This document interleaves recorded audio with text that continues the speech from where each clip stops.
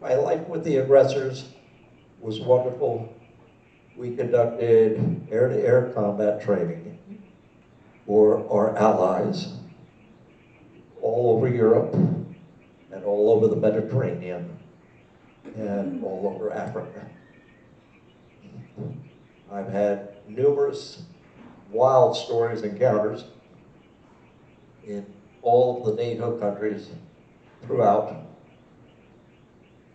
And I'll share those stories with you at another occasion. But it'll put you to sleep right now. But yes, suffice it to say that I've had the opportunity to serve and get into mischief in Italy, Sardinia, Greece, Turkey, Oman, down in Egypt, in Jordan. Jordan was really wonderful. I got to Jordan and I was going to be working out of the radar site out on the border. But first I had to spend a month with the Bedouins. And if I was going to spend any time with them, I had to get a driver's license. He said, because you're going to need to travel with them. I said, okay, fine. So I took my driver's test as we were going down the road. Literally, we are on the outskirts of Amman, Jordan, going down an unimproved road, and I was in a little Volkswagen Bug, and both the driver and the passenger had brake pedals. On the passenger side, where the instructor or the evaluator sat. Suddenly, he trounced on it, launched me into the wheel. I said, what? He said, you did not stop at the crossing. I looked back and forth and said, what crossing? He said, there's a crossing back there. I backed up. I didn't see anything. He said, you see that track going left to right? I said, yes. Looks like an animal crossing. He said, it is. That's an animal crossing. That's where the camels cross. But there's no sign. He said, doesn't matter. It's a crossing. You didn't stop, so I failed my first test. When I took my retest, I didn't stop there. Okay, I was watching for it. I looked both ways, didn't see a camel, nope. Got my driver's license, was assigned to a group of Bedouins, and they told me, okay, now I'm expecting I'm going to have a Volkswagen Bug or something. And I'm going to be driving, They said, you've got the driver's license because that says you can now legally operate a mode of transportation within city limits. Fair enough. They showed me my transportation. It was a camel. So you've got to be Ralphing me. So no, I don't. Now I have ridden horses. I'm not good, but I'm pretty passable. And I went around and they had the camel kneeling. They said, we'll teach you how to ride it. And I climbed up on the saddle. Now, I don't know if anybody has seen a camel when it gets up. The hind feet go first.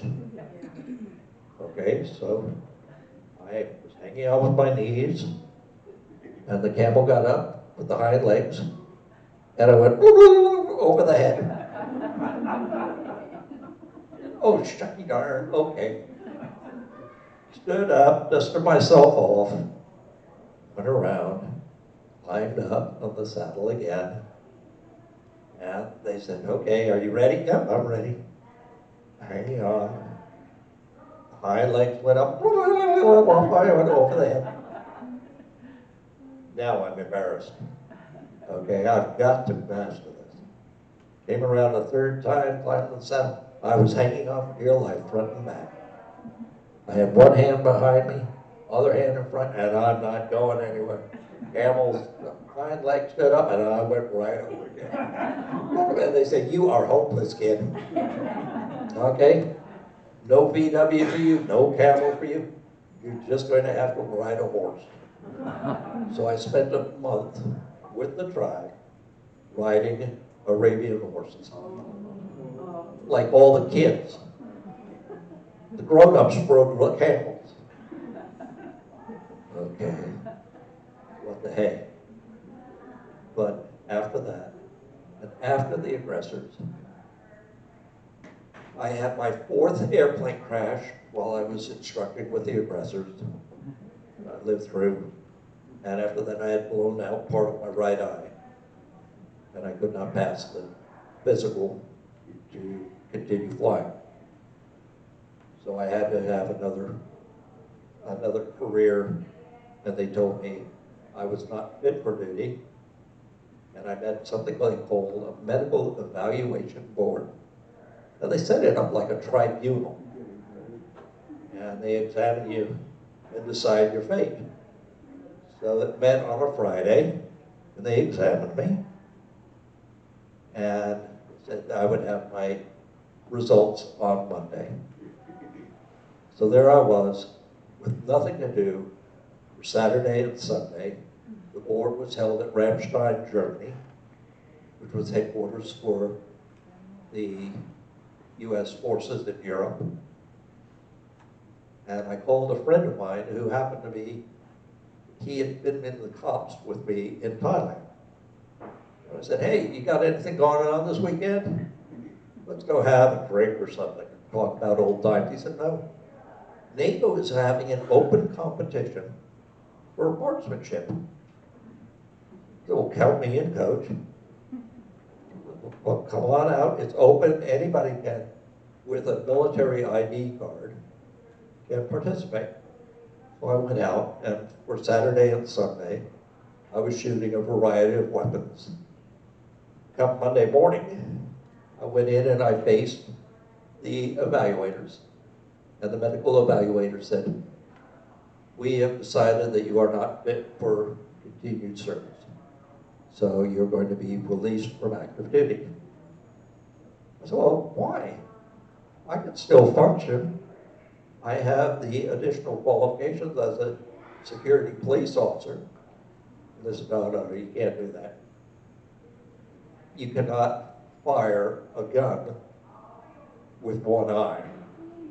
I said, oh, okay.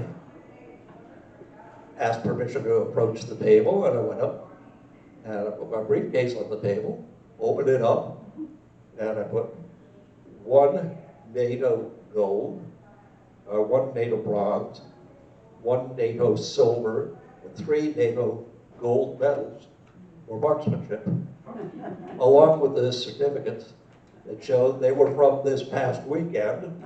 I said, now, if you look, there's one for a pistol, there's one for a rifle, there's one for a machine gun, there's one for a rifle grenade, and there's one for a bazooka. Now, somehow I think I can handle firearms. And I was returned to active duty and put into law enforcement. And I went on to have a career in anti-encounter terrorism, which took me all over the world, and I had a lot of mischief. In fact, I became so qualified in that the United States loaned me out to Norway to do the security for the Olympics there, the Winter Olympics. The only problem with that, in order to do the Olympics, I had to understand the mountain at Lillehammer. Oh dear, I don't know if I can do this. I need to understand it thoroughly, and I cannot afford the lift pass. So they gave me open ticket, season pass to the lift there at Lillehammer, Norway, and I skied my brains out. I had a great time. But Norway did not expect to get selected for the Olympics. They didn't plan on it. You see, when they were first ginning up for it, they had all sorts of proposals. That was when I was assigned as a cop to Norway, to the headquarters, as a NATO base commander, and Norway was getting ready to put the bid in, and they said they couldn't do it because everybody remembered the Munich massacre and how the Olympic teams were assassinated, okay, by snipers. And Norway said they couldn't bid because it would cost more than their entire annual budget to be able to move a hillside, a mountain that would be, where they wanted to have the Olympic Village, they had to get rid of a mountain. So a sniper would not have a shot into where the barracks would be or the dormitories. I didn't know anything. Here I was, just a new NATO base commander. They were taking me on a tour, and I would pass the models that they were showing, and they were bending over. I said, "Oh, that's easy." So what are you talking about? I said, "That's a piece of cake. If I can show you how, at no cost, you can make it impossible for a sniper to shoot anybody in the barracks or in the dormitories, and it won't cost you any money at all. You don't have to move the hill." It said jumping. I went over to the table that they had set up, the stand, picked up the dormitory, turned it 45 degrees, and said, "Now, anybody on the hillside that you've been talking about moving, anybody on the hillside can't see into the dormitory. Guess what? No sniper has a shot." Okay. Fast forward. They got the bid. They got selected, and everybody was celebrating in Norway. Sort of as payback, I was invited to address the Norwegian Parliament. Now remember, mischief to be had. Okay, I was invited to address Parliament, and I think, how can I turn that down? I'm very shy. I don't like public speaking. You know that. I went there with my best uniform, ready, and I was told beforehand that they would introduce me, and I would only have 5 minutes. I said, "Okay, 5 minutes. I can do this." And the representative from the U.S. Embassy said, "We have to see your speech because we have to approve it." I said, "What speech?" "What notes?" "I don't have anything written out." They said, "No, you can't do this. You can't go in there cold turkey. You have to watch me." So I was introduced, and I went in, and I said, "Good morning, gentlemen, and